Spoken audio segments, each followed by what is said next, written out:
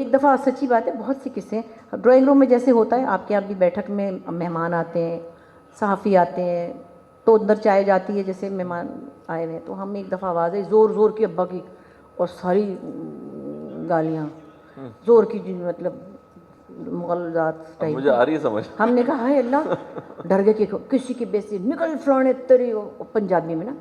अब वो चला गया तो अम्मी गई, हम लोग ही हुए हैं। अब मैं नाम नहीं ले सकती हूँ कि वो लोग अभी वापस आए हैं, बुरी बात है।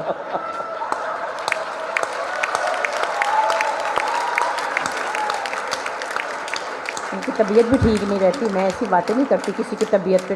खैर उनकी तरफ से कोई बंदा आया था, फलाना टिंगड़ा, उसका नाम लेके ना, मैनू लिफाफा देना ऐसी, मैनू लिफाफा देना ऐसी, मैं क्यों लेता तेरी कोई। अच्छा, अब हमने तो ना कहा कि लिफाफे में चेक तो कर लेते कि है क्या।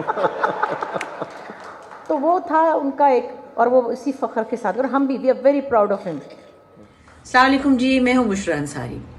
अच्छा, अभी 2-3 दिन पहले एक मेरा सेशन था आर्ट्स काउंसिल में, जिसके अंदर गुफ्तगू हो रही थी, और उसमें मेरी गुफ्तगू में मेरे वालिद जो बहुत बड़े सहाफ़ी थे, इंटेलेक्चुअल थे, एक बहुत बेबाक सहाफ़ी थे, अहमद बशीर साहब, उनका जिक्र आया।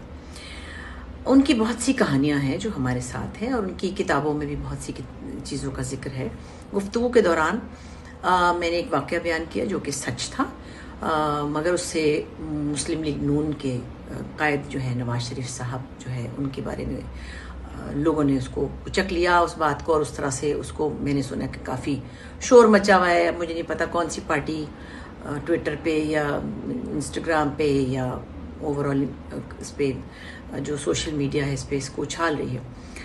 ऐसी बड़ी बात नहीं थी, छोटी सी बात का बतंगड़ नहीं बनाना चाहिए, हमारे यहाँ बहुत रिवाज हो गया इसका। मेरे वालिद की जो भी कहानियाँ हैं उनकी किताबों में भी हैं, और वो सच बात थी।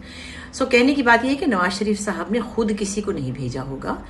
पार्टी में बहुत से लोग होते हैं, उसमें कोई लोग अपने तौर पे भी होते हैं, और बहरहाल उनकी पार्टी से कोई साहब गए थे और उन्होंने उनको रिश्वत पेश की थी मेरे अब्बा को, और उन्होंने उनको जवाब दे दिया था। लेकिन मैंने ये नहीं कहा कि नवाज शरीफ साहब ने भेजा था या उन्होंने लिफाफा भिजवाया था।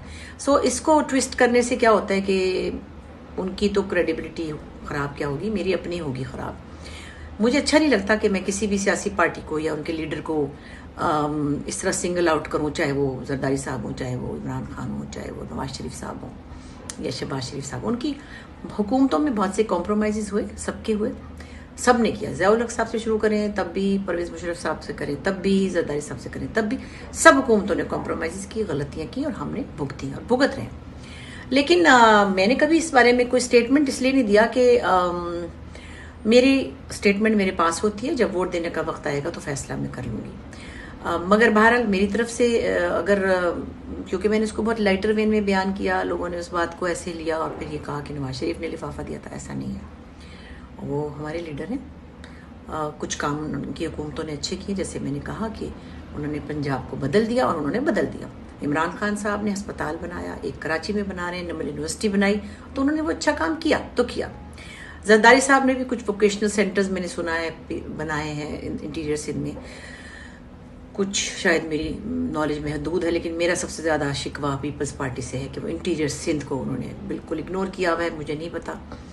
MQM से मेरा शिकवा है कि उन्होंने कराची को कभी उस तरह से नहीं डेवलप किया जिस तरह उनके पास जब इख्तियार थे। तो ये चीज़ें मेरी अपनी एक शहरी होने के नाते से हैं, लेकिन मैं नहीं चाहती कि कोई भी मुझे किसी भी पार्टी के साथ अटैच करे या किसी के खिलाफ अटैच करे।